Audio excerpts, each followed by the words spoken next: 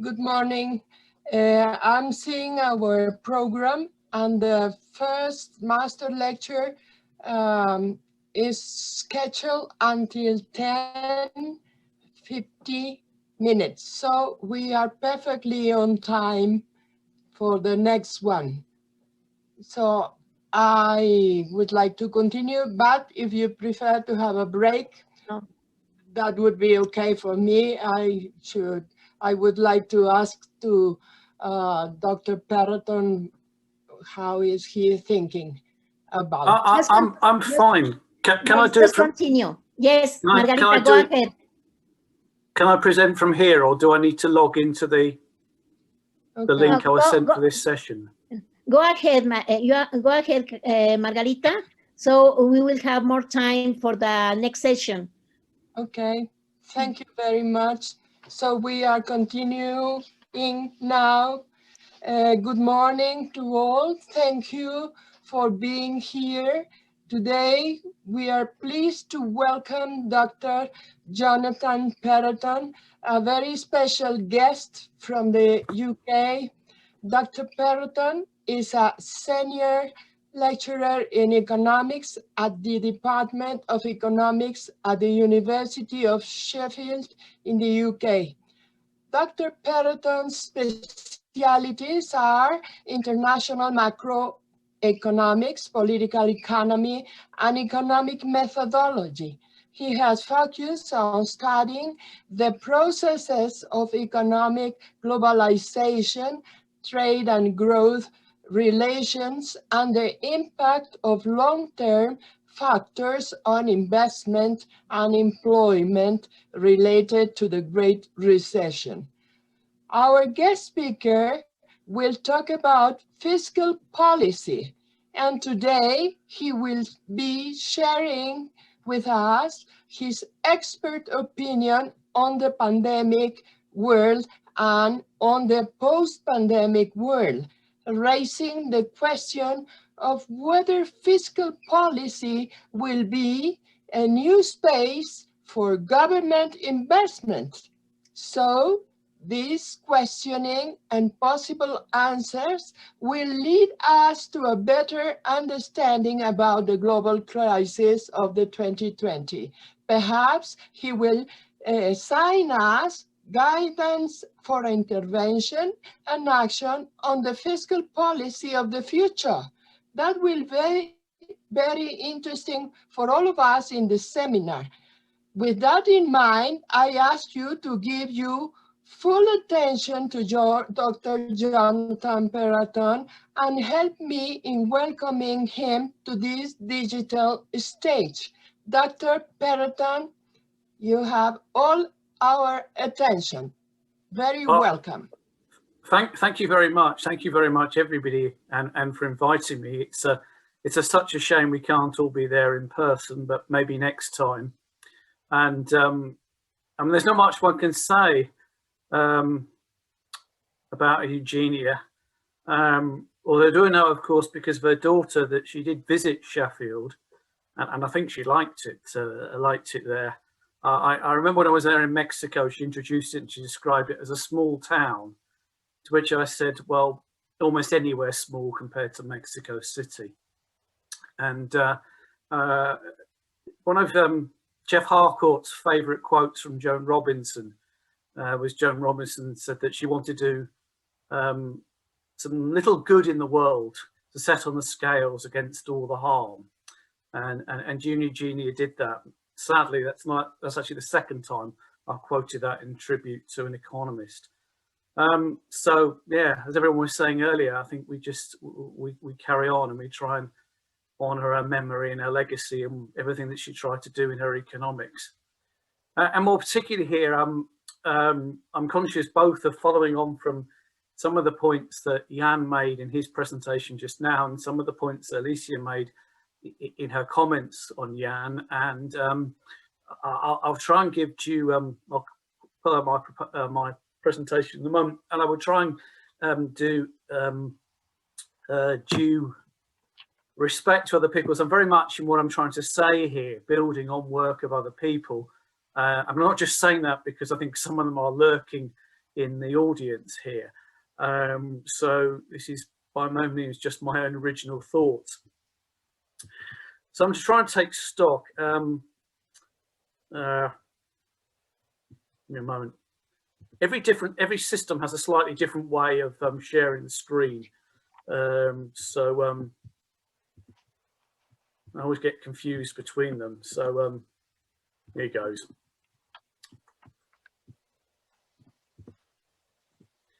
Can people see my screen now? Yeah, is it there? Yes, we can see it. Thank you. Thank you. I should be used to this. I've been on online teaching with students for 12 months now. So there's a question mark here, and I thought it was a chance to take some stock. I suppose before I set off to get the kind of key points, the key point I think the most central point of what I've been trying to think about and work on, particularly in the context of Latin America, is the need to embed this within an appropriate macroeconomic framework of monetary and fiscal policies. Again, this follows on from some of the things that Jan was saying, but particularly the open economy context. Because what I think I want to suggest and argue is that the framework that's often been adopted by a number of emerging countries in places like Latin America, just as a side, I'm going to use terms like emerging economies, developed economies, and so on. And I'm always aware there's a degree of a value judgment implicit in any label, but that's just what I'm going with.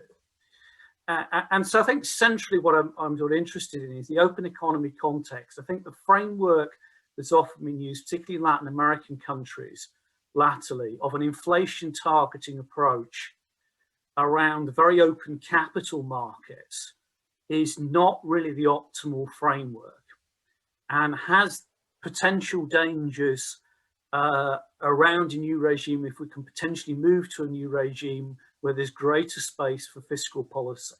One needs to think about the appropriate framework and its effects on the exchange rate. And in particular, one contrasts that with the East Asian experience.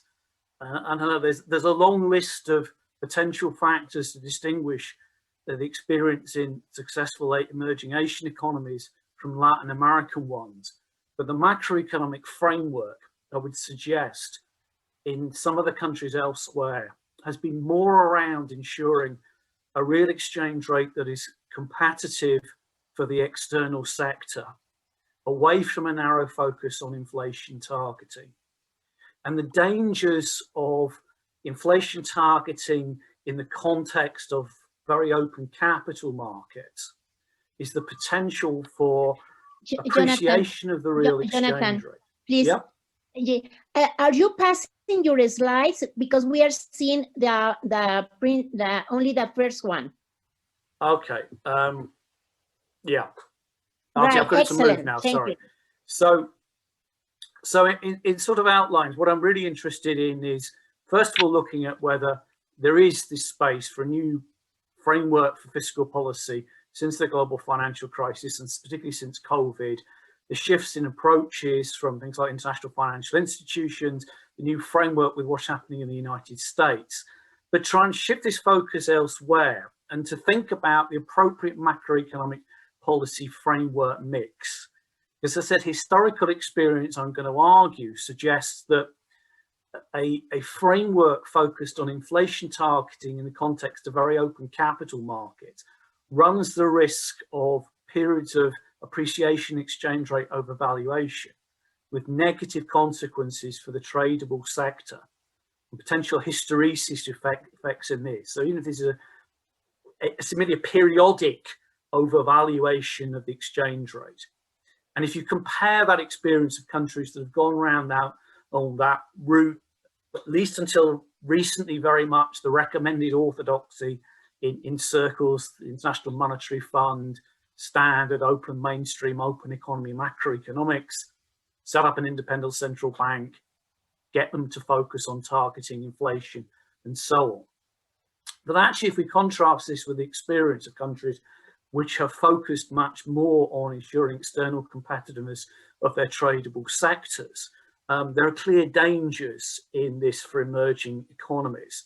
And so we need to think about the conditions of the framework for a more successful policy mix, given that, you know, I'm generally disposed to the argument that this is a potential framework for greater use of fiscal policy, and there are all sorts of potential gains in it. Now, at the end, I hope to have time, I will bolt on some stuff about the environment and green aspects.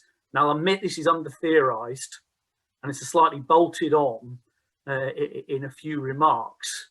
I haven't sort of properly, I think, worked this out in my head. But I think it would have been remiss not to mention the potential environmental consequences and to think about rebuilding post-COVID in a way that does take into account environmental goals in terms of this opportunity. So it's not centrally what I've sort of thought about, but I said I think it'd be remiss not to think about this and raise those issues. Okay, so in one sense, if we're optimistic, if we're optimistic about this, then we're in a phase where we might regard there as being a paradigm shift. So Jan set out very neatly in the previous presentation many of the conventional approaches that have dominated discussions of fiscal policy until recently. So before the financial crisis, but even for some time after the financial crisis, which I keep having to remind myself is over a decade ago. The response from mainstream macroeconomics, from the International Monetary Fund and so on, was very much around rather limited fiscal expansion, even these tales of expansionary fiscal consolidation, the alleged conditions in which reducing the deficit could actually stimulate the economy. And we gradually went through a phase of more, as I think Blanchard will put it, evolution rather than revolution, of revising our views of fiscal policies. There was upward revision of estimates of multipliers in conditions of recession, more shift towards active fiscal policy. And this is very much US based under Obama, so much less of it in Europe and elsewhere in the world. China's a very different picture, but I'm not a China expert, but one can't really ignore it. So there was a sort of shift towards a greater potential role for fiscal policy, an acknowledgement of its potential or positive role, particularly once one hit conditions of the zero lower bound and so on in major economies. But in the context of even just before COVID, let alone afterwards, one has this move, when you look at the recent pronouncements of the great gurus of mainstream macro, Blanchard, Krugman, is as I see Gary Dimsky lurking there, because I think I'm going to try and refer to something that Gary was giving last week. I think in the context of this, he described Krugman as the shape-changing, shape-changing chameleon of modern economics. And so you get these sort of recent pronouncements even before COVID of suggesting that in an environment of persistently relatively low interest rates, the cost of fiscal policy are likely to be low, if not zero, and effectively pay for itself. There are distinct dangers towards fiscal consolidation we discovered in the austerity response to the global financial crisis. So the risks are probably towards having too tight fiscal policy, not having too loose monetary policy. There is a case for sustained public investment there. And this was even before the Biden stimulus plans and their debates. And so essentially, in some sense, you can step back and say what the Biden administration is effectively saying. A fairly centrist like Biden is effectively saying stuff that rejects much of what was standard in macro, and for that matter, my colleagues largely still teach. So we don't worry too much about the fiscal costs of expansion. We accept that macro policy is not symmetrical, but there are probably greater dangers in running it too tight than too loose. And in that sense, although there are pushbacks from the likes of Summers, that the stimulus debates in the United States in particular are taking us a long way from the position we were even a few years ago. But the position in emerging economies is much more varied, and some Latin American countries, South Asian, even some South Africa, even some Asian countries have seen austerity, even at a time where international agencies are starting to concede that in many situations public investment is more likely to crowd in than crowd out private investment. So the context here, if we look in slightly more detail and try and get to these issues around the real exchange rate, was a period before COVID of ultra low interest rates in leading economies, and pre-pandemic that led to flows into emerging market economies. It's the old story. What's predominant here is push factors rather than pull factors in emerging economies. So you get this context of global financial cycles and particular points in the period before the pandemic, creating incentives for flows into emerging market economies. This again has come up in discussion in the previous paper, led to big rises in external debts for emerging market economies and an increasing corporate debt as well as a result of as well as public debt. A recent paper in Journal Post Keynesian Economics that puts the number of micro evidence in particularly Latin American economies that suggests there's a danger here of possible Minskian developments in this accumulation of external corporate debt in emerging market economies, particularly in Latin America. It's, as I say, it's the, I'll come back to this point, it's the familiar story that developments are largely driven by these global financial cycles and particular moments of it before COVID. It suited global markets to have flows into these economies, and historically management of those by macroeconomic policy has been a key issue. And again, this is part of what I'm trying to get to and get at, this notion that without appropriate macroeconomic policy and shift away from macro policy frameworks we've recently seen, these global financial cycles are danger of creating situations of temporary overvaluation, which itself may accumulate debts, may lead to adverse consequences for the tradable or industries that may have hysteresis effects. Now, of course, then when about 12 months ago, the COVID shock hit, as I'll show a diagram, off the scale diagram in a moment, this led to a huge outflow from emerging market economies. Indeed, it actually, at the time, roughly 12 months ago, it led to an outflow from everywhere. There was a period of about a fortnight when people only wanted US dollar assets, nothing else. The British government was panicking about its ability to sell government bonds. Never mind emerging market economies anywhere. There was this sort of period of panic. And it was literally the case, this bizarre market moment where there basically wasn't demand for anything other than US dollar assets. And even in the last few weeks, in the start of this month, there's been a taper tantrum, as they're known, out of emerging markets, that relative to what happened 12 months ago is relatively small. Relative to historic episodes, we're still quite large.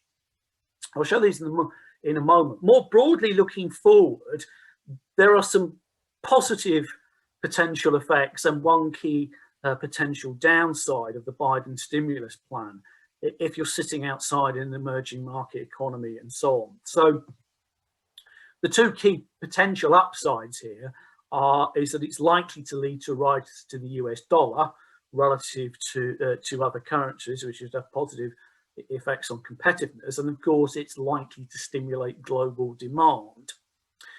The extent to which it may put upward pressure on global interest rates on assets denominated in US dollars and so on, there is a potential downside here. So nothing is ever perfect, but there are potential optimistic signs that the Biden stimulus could have some positive effects on key parts of the rest of the world going forward as we start to hopefully emerge out of this COVID downturn. So to put it in context, this is the COVID shock slightly over 12 months ago at the end of February. You can see it compared to the global financial crisis and other key negative shocks of the last sort of 10, 12 years.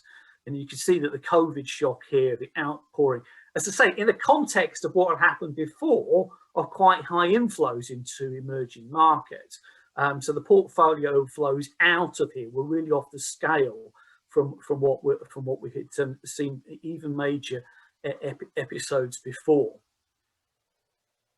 And of course, this is part and parcel of the downside of trying to ride and manage global financial cycles, the context of potential sudden stops and very sharp changes in global financial flows is ever present. So as I said, this was taking place in the context of high levels of flows into emerging market economies that are operating in the years before in response to developments such as QE and so on in advanced economies and the search for yield, but illustrates all too graphically the dangers of trying to ride these global financial cycles, even if this is off the scales. Again, if you this is my fault for oh, I think sorry, no, it's because sorry.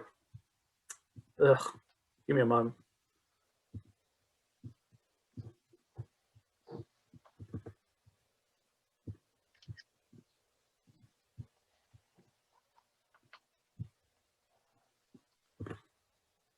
Sorry, people's images were covering, so I couldn't see my own slide here.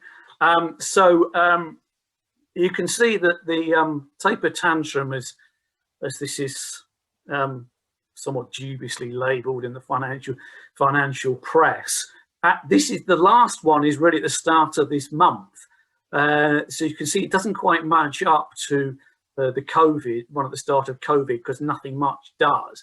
But in itself is comparable to previous bouts of instability that we saw in the last 10 years. Now, one of the striking features of this is in the old playbook that we were seeing in most of the recent decades, is that in response to depreciation, portfolio outflows and that, the standard macro recipe book for emerging market economies would probably have called for tightening up, raising interest rates, it's reducing domestic demand through tightening up domestic fiscal policy and so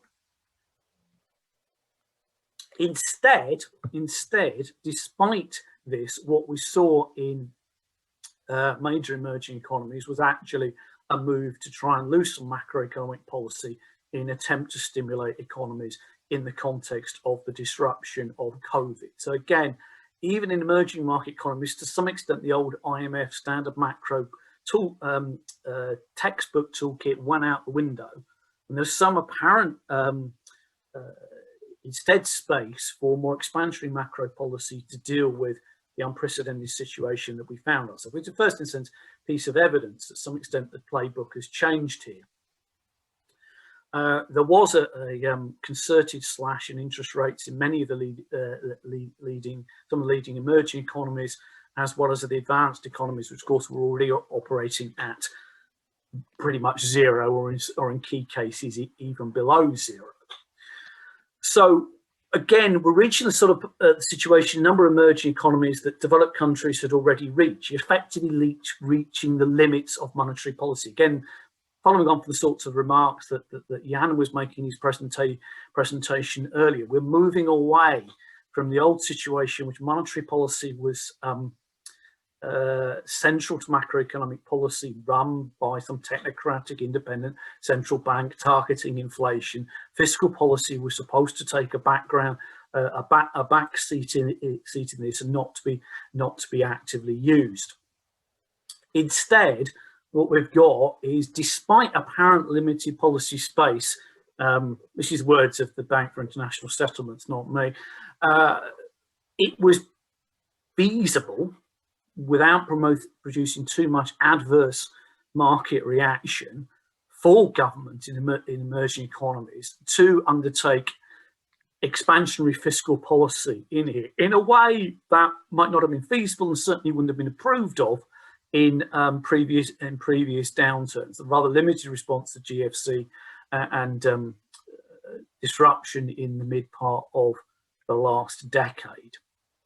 So this certainly did look like a period in which the feasibility and the parameters of fiscal policy was operated. There's a famous quote, but I must admit I've now become slightly doubtful in my own mind exactly who said it. So there's a famous quote, so we go back to Keynes, that when the first British Labour government in 1929 on the gold standard went for austerity because they were hamstrung by having to keep on the gold standard. When the following government simply abandoned the gold peg altogether and were therefore able to loosen macroeconomic policy. I'm never entirely sure which Labour, someone else will know this on this lecture, exactly which Labour figure is. Heard the quote attributed to different people. But the quote was, nobody told us you could do that. And I think we may now be in a territory of things where government didn't think was feasible before, now realise actually can be done. And again, this is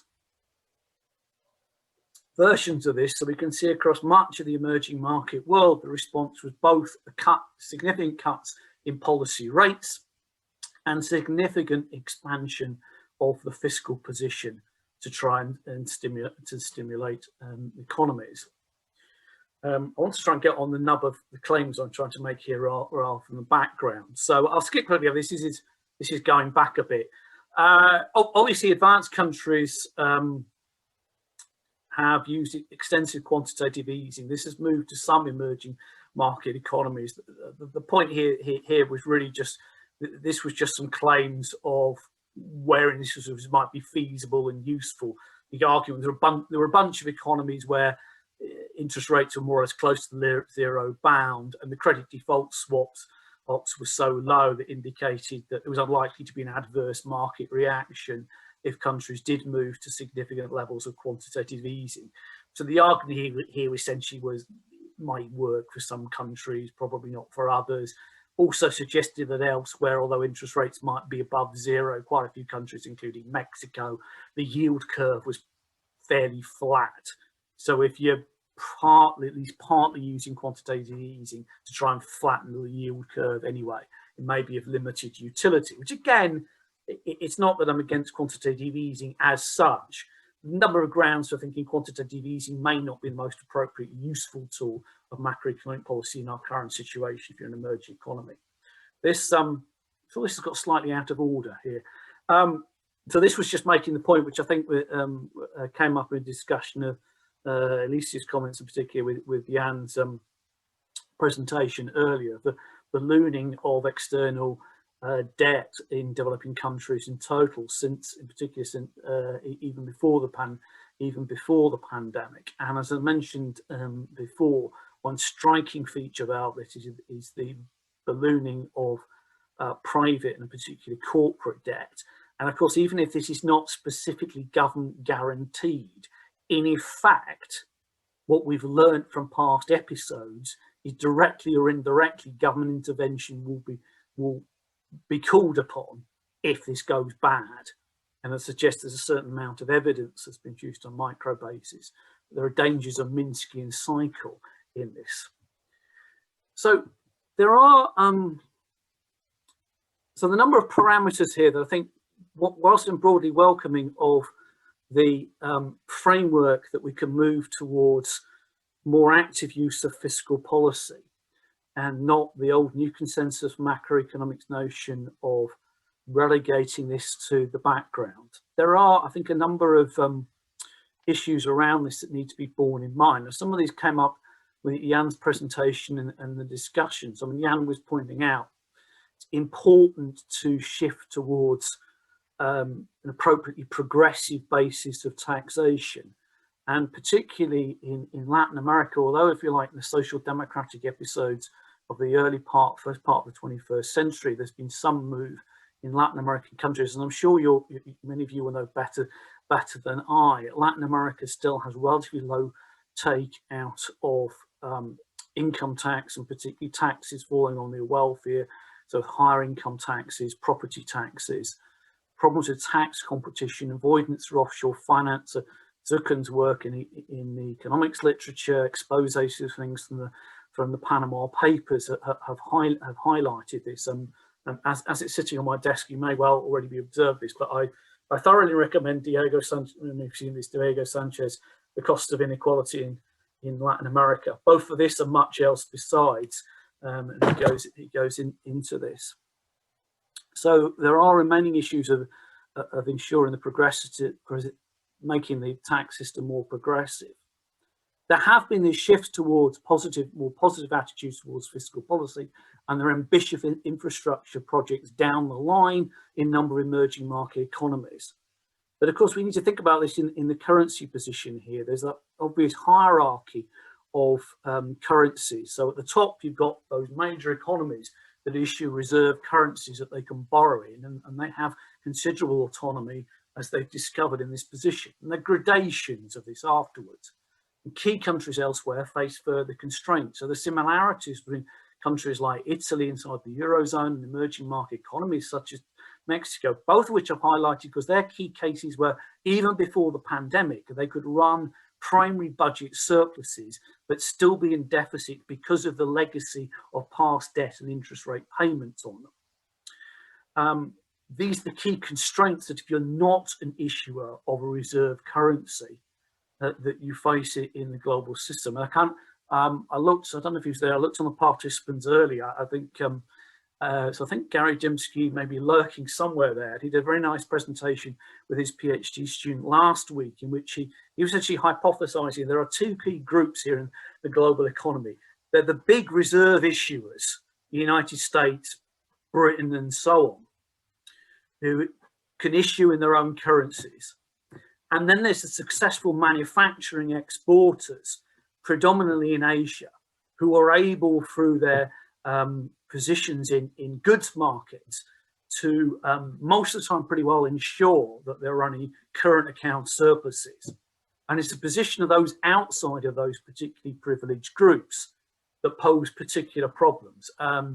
If Gary is in there, then he can expand on that hypothesis or point out if I've misrepresented it in any way.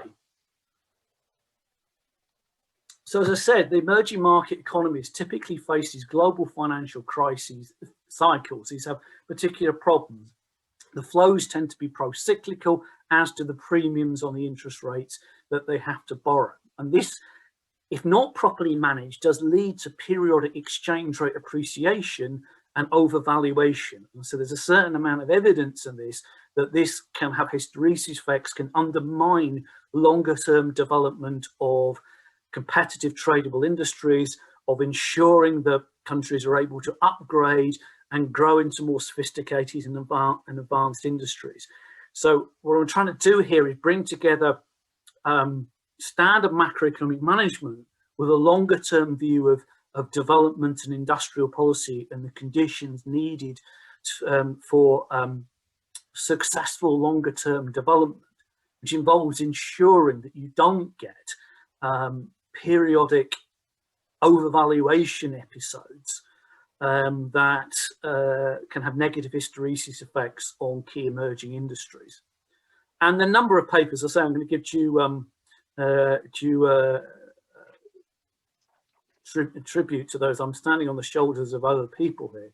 So there's a couple of papers here by Calvin Vernigo and Nina Kaltenbrunner, which set out very nicely the positions, both of the hierarchy of finance, but also in detail the problems that have particularly arisen, they would argue, and I would agree, in Latin American countries, of operating an inflation targeting monetary policy framework with an open capital account is not the appropriate framework for macroeconomic policy. And they point to a number of problems here, but as I said, the one I'm particularly interested in emphasizing here, and it's been brought up in a number of other papers, is the lack of attention to external competitiveness, in contrast to sort of macro regimes that emerging Asian successful manufacturing exporters have done. So this is key in the context of adjustment to the effects of these global financial crises. There's a burgeoning literature, I think started off by Roderick and others in recent years, about whether actively maintaining a relatively competitive, undervalued, however you want to call it, exchange rate can actively promote industry. But was a talk online you can see on YouTube with Subramanian and Krugman yesterday. And, Subramanian used to work with Roderick, so I guess he probably goes for that hypothesis. Krugman was, I tend to have a bit of sympathy with, tend to have an inclination, possibly agree with Krugman on this. Krugman was a sort of bit dubious about whether undervaluation of your exchange rate is really that big a tool to promoting industrial development. And the econometric evidence, as I said, there's quite a lot of studies on this, is a bit mixed, as it often is. So I mean, I would put the emphasis rather more, not so much on whether you can promote industry by sustained exchange rate undervaluation, competitive rates, whatever you want to call it, and more in terms of the avoidance of episodes of overvaluation, and given the negative effects, potential hysteresis processes they can have.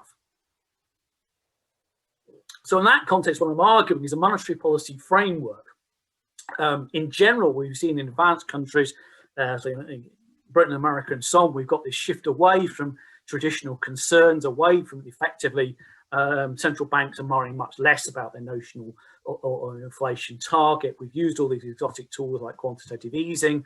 It was announced just a few weeks ago that the Bank of England now has a target for a green target. What this will actually mean in practice, who knows?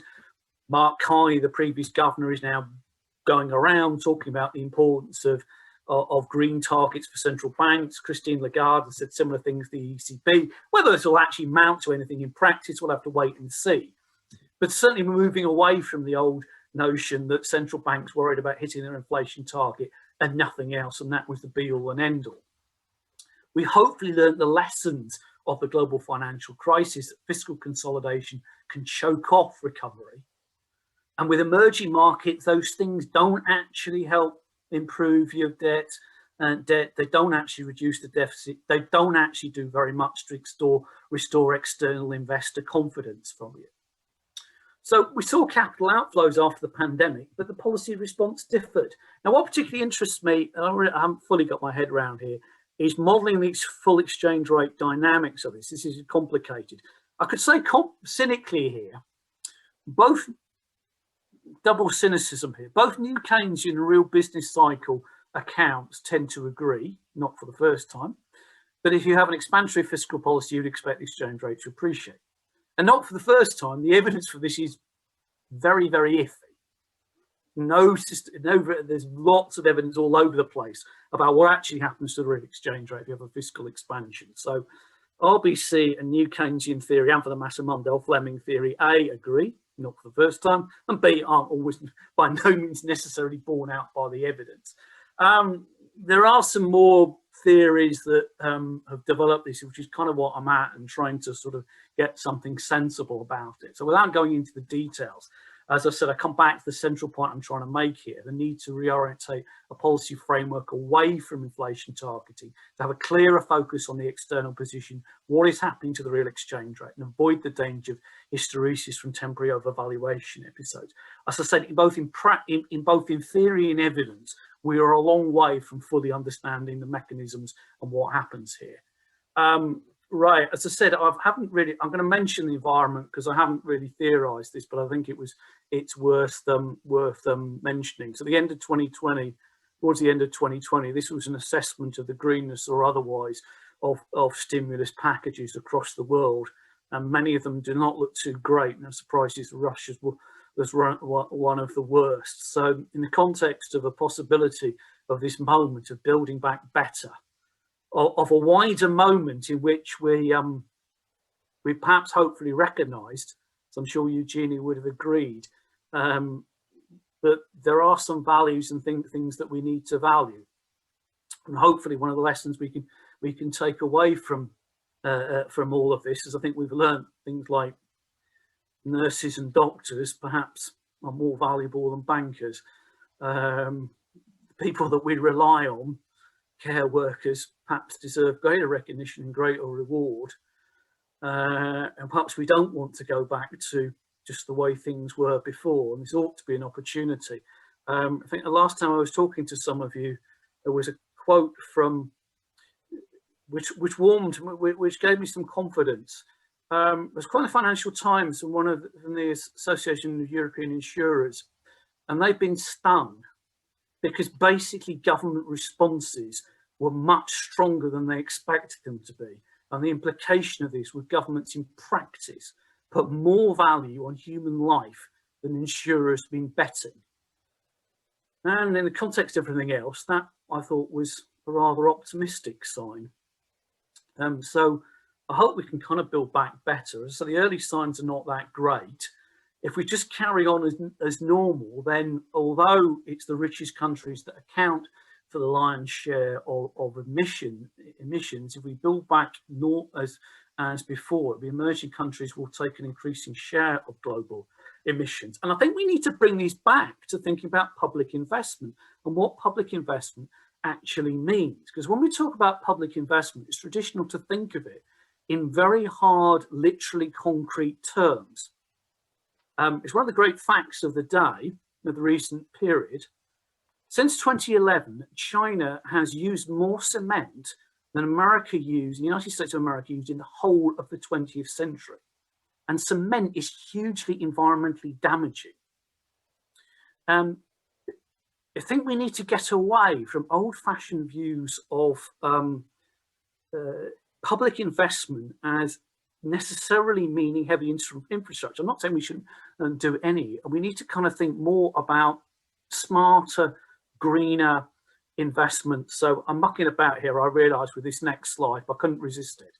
It's partly because I'm sure it's not just in Britain. The politicians love putting on a hard hat and standing outside some big construction project and boasting about all the difference that it would make. And I think it's incumbent on to us to ask whether that's actually the most appropriate allocation of public investment resources. Now, obviously, a school on the other side may have to build new schools and they'll grant bricks and mortar. But as I say, I think we need to think about public investment in terms of smarter things, investment in education, in health, in skills and training, smarter ways of living and working, enabling people to work better, boosting skills and so on. Big, heavy infrastructure projects are not the be-all and end-all of that. They are not necessarily those with the strongest payoff.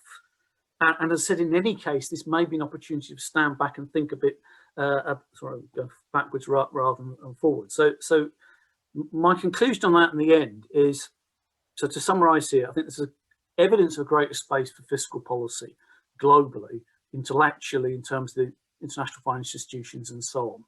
The longer term issues, I think, as I said, that came up in Jan's paper and discussion afterwards around the taxation and equality and the progressivity of the tax of the system as we go into this.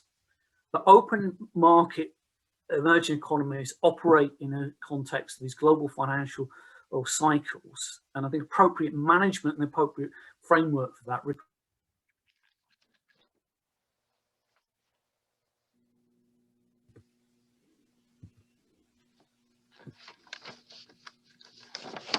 Have I gone on too long, Margarita? Very well. Thank you very much for this wonderful master lecture titled Fiscal Policy in Post-Pandemic World, New Space for Government Investment.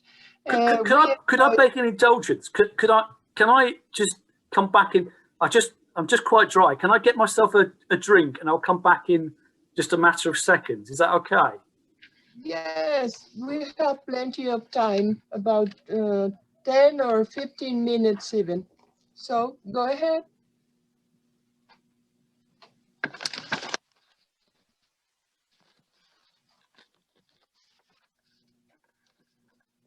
This has been a very, very interesting presentation.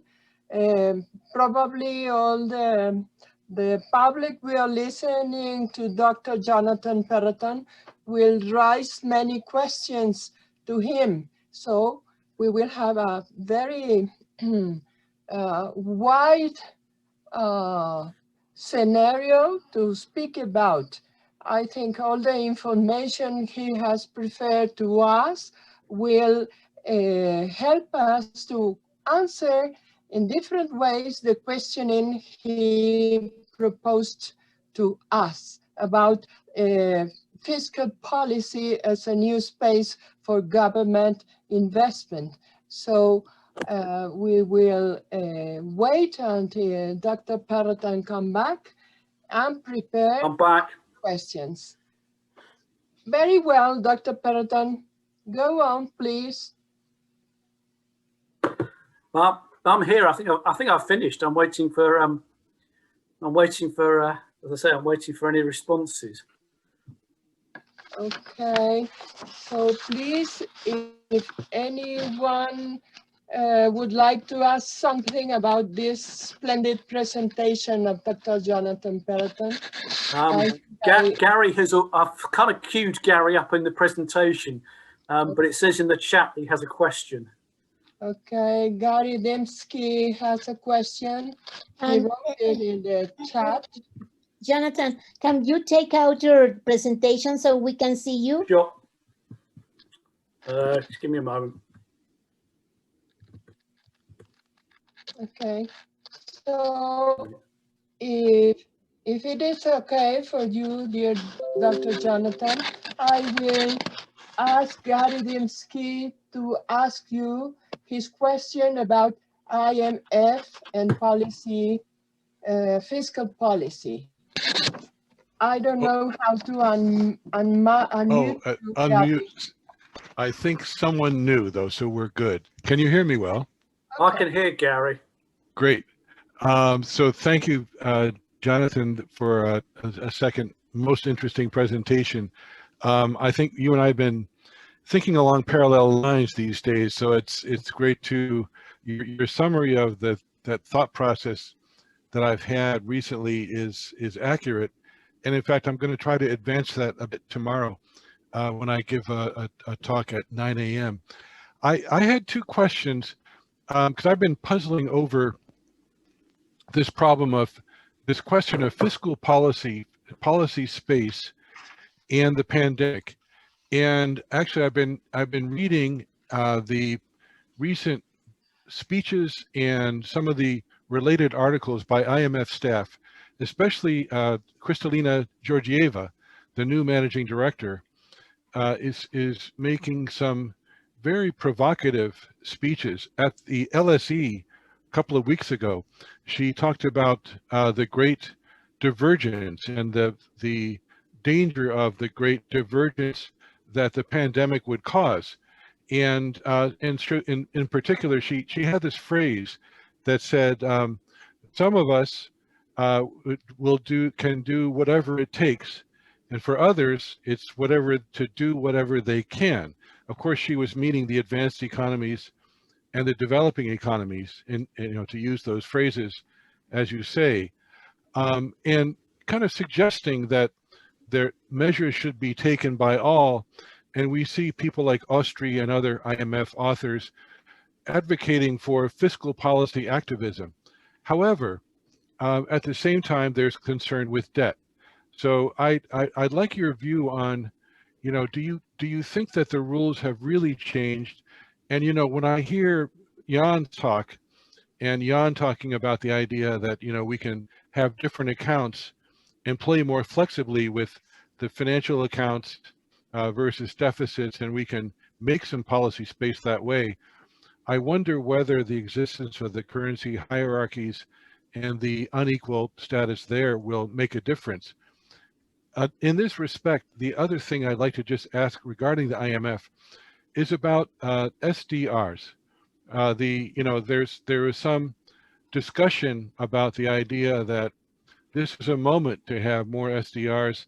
We saw Jayati Ghosh recently suggest that Europe should donate its SDRs, which it doesn't need, to developing nations. So, you know, do you see SDRs as coming into play here and possibly being a way to open more policy space, especially because I really applaud what you say at the end when you bring in the environment. And basically, it seems to me that the problem of financing climate change has been driven right off the table by the pandemic, and it can't be. But the problems are always profound, as with the problems of financing recovery from the pandemic itself. Thank you for your wonderful presentation. I'll mute myself. Okay. I will ask Jonathan Perraton if you would like to hear some more questions, or you prefer yeah.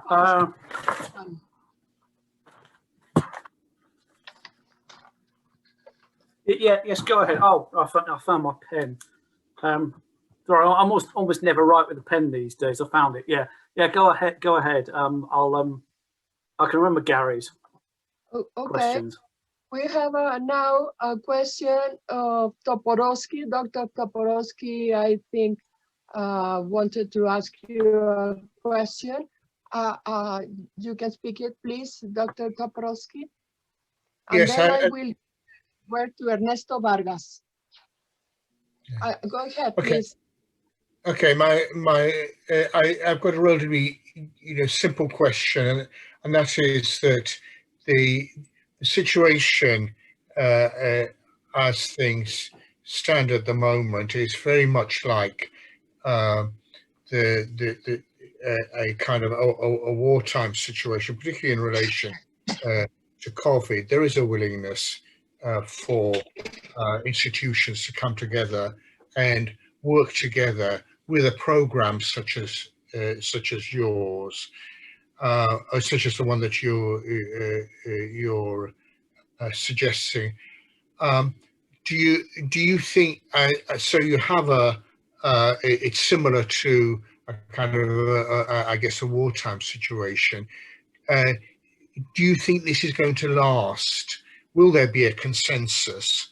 And where will that consensus come from after the pandemic for the kind of program that you're suggesting for a kind of new a new green direction towards public investment? Okay. Then Luis Ernesto Vargas Claros asks you from the YouTube a question. Is there space for small and very high indebted countries, 90%, like El Salvador, for example, dollarize and fixed exchange rate to increase government investment or risking debt payment? And if there is some other question of the public we are listening to us, no? Well, in this moment, I will give back the word to Dr. Jonathan Perraton to attend these 3 questions and comments. And after, if we have time, we will have another round. So please, Dr. Perraton, go on. Thank you very much. It's all very stimulating. I'll take them in order. So Gary on the IMF. I can't remember the auspices of it was. A little while ago, there was there are some upsides to the pandemic, of course, if you're an academic, which is you can see far more, you can log into far more and see far more things than you'd be able to get to in person. So Marc Lavoie had a special lecture on this, and he included in this a right pop at Ben Clift, who recently had a book. I don't think I read the book. He's recently had an article in the Review of International Political Economy, which extends on his book. I'm not sure Mark had actually read the book or just the article. So hands on, cards on the table. I've known Ben Clift for about 25 years, which doesn't mean I agree with him on everything. And Ben argues that there has been a shift in IMF thinking, and it's not a kind of I don't think you'd see it as a sort of a major paradigm shift. It's more of an evolution, and there's a complexity of the way in which things change within the IMF with political power, the evolution of its economic thinking, and so on. So he discusses this. I read his book in draft, so he discusses this in terms of kind of like partly in terms of sociology of knowledge, which is not really my field. He nearly called the book "It's Always Physical," which was almost physical. That's a Freudian slip. It's always fiscal, which apparently was a quote from one IMF staffer. And so Mark Lavoie was very, very dismissive of this, which I thought was a bit unfair. And I think there has been some kind of modification of shifts, where there are always these complex things, as Ben would argue, when the IMF has to kind of find ways to justify shifting in it. It doesn't look like a paradigm shift and a rejection of everything that they were saying 5-10 years earlier.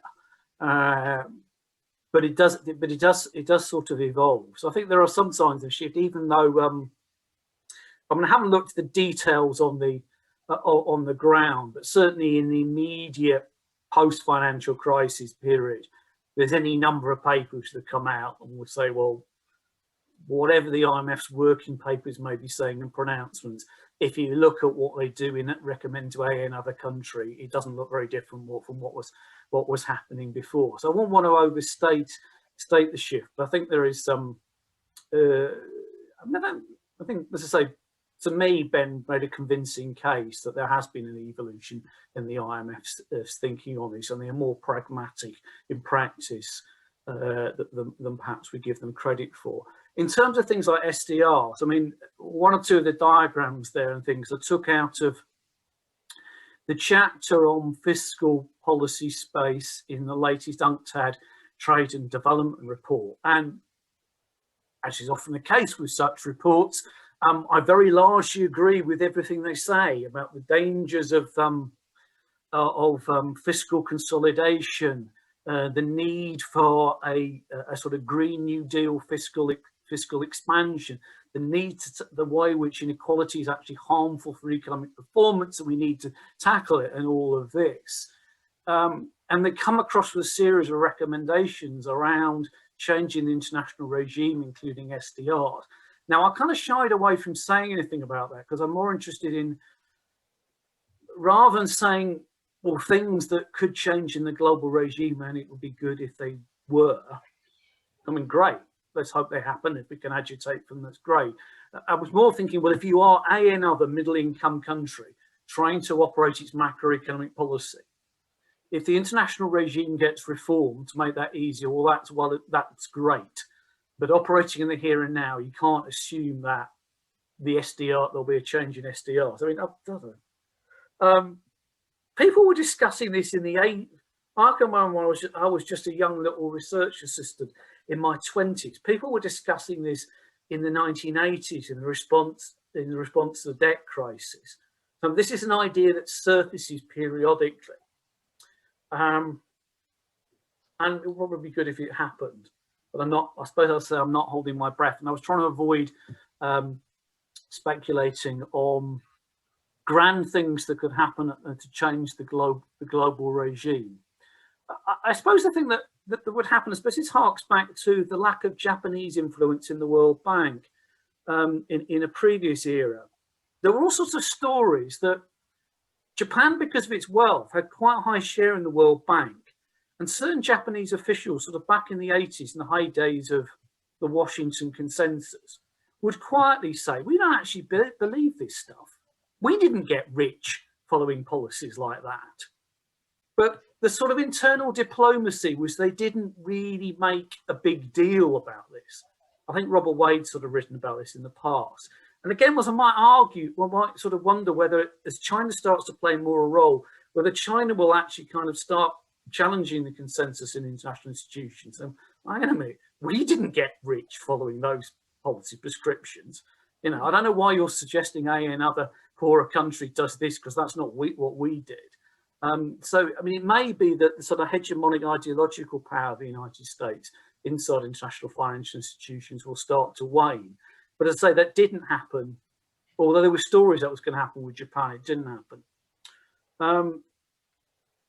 Again, I mean, as I said, Gary, we both seem to be sort of thinking of parallel lines from this. Jan, yeah, this is is the current situation basically like a war? So that's a sort of interregnum. Okay. And then we go back to where we were before. Well, that's always that's always a danger. This is it's a bit like in the British context, and people would say, given what the Conservative government had done, if you'd said 12 months ago, so Labour had got in and spent this much money and done all these things, then people would have screamed, you know, this is the road to serfdom. It's extraordinary the measures that even right-wing free market governments do. Now, again, gazing into the future, I think you can. I think you can make an argument that the increased role of the state in countries as a result of this, well, for all sorts of reasons, quite hard to roll back. I'm not sure. I think there are limits to the political feasibility of responding to that with austerity in quite the same way as was done sort of 10-ish years ago. And maybe that's being over optimistic. I mean, certainly I know there is an argument that would be made in circles. Yes, we're all doing all these things. We're spending lots of tax money, players' money, doing all this, that, and the other. But that is just a temporary stopgap to deal with an emergency situation, and we will just change and go back again. But it may be there's a sort of political ratchet effect, and it's quite difficult to do that. Unless, though, I think it's a slightly. I mean, notwithstanding people's nationality, this is slightly odd. The first question comes from Leeds, which is 40 minutes of. I mean, talking to a Mexican conference, the first question comes from Leeds, which is 40 minutes away from Sheffield. So I think now we're getting to El Salvador. If you're a small, very highly open, indebted, more or less dollarized country, do you have any freedom for maneuver? Not much. This is back to currency hierarchy. Last time, I've got a terrible memory for names. So if anybody out there can remember, when I was actually in Mexico, Eugenia organized a thing, I can't remember, it was 3 or 4 years ago now. If somebody can remember the gentleman, the name of the gentleman from Ecuador, his name has temporarily escaped me, which I think fits the bill, effectively dollarized, small, open economy. His view was that actually there is more freedom for maneuver from that, even then, than you might think. And so, again, trying to be optimistic here, I would suggest that recent developments have suggested all over the place that there is probably more scope for independent action than we probably hitherto suppose, which is not to minimise the difficulties, everything I've said about currency hierarchy. You know, there are some optimistic signs. It's a bit, I mean, with a lot of countries, you know, as I said, we used to worry about the bond. I mean, it's not entirely original point here. We used to worry about the bond market vigilantes. Well, there are all these quotes attributed to Clinton and people around his circle. You know, when I die in my next life, I want to come back as a bond trader. They have all the power.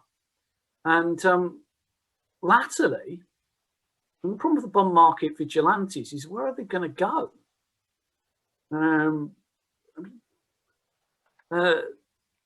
People have to park their money somewhere. And it may be that to some extent, bond market vigilantes have become more paper tigers in the recent experience than we probably thought 10, let alone 20 years ago. Okay. Thank you very much. We enjoyed every minute of your splendid answer to every question, and of course to the lecture.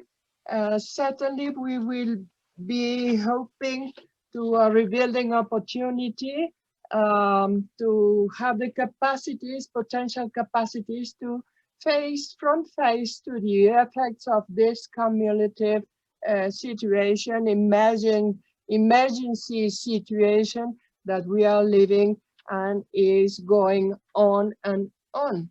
So models, information, and your splendid analysis give us a lot of clues to follow our observations in our particular situation and countries and regions to find what you mentioned, like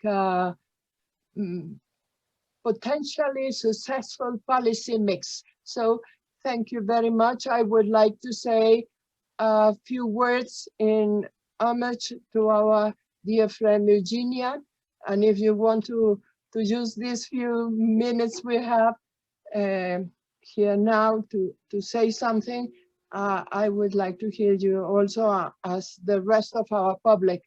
I just want to tell you that brief, the sorrow we have now is nothing but the continuation of our love we have for Eugenia Correa Vázquez will remain, stay she in his body or not. So we have to celebrate the life she shared with us. Thank you very much.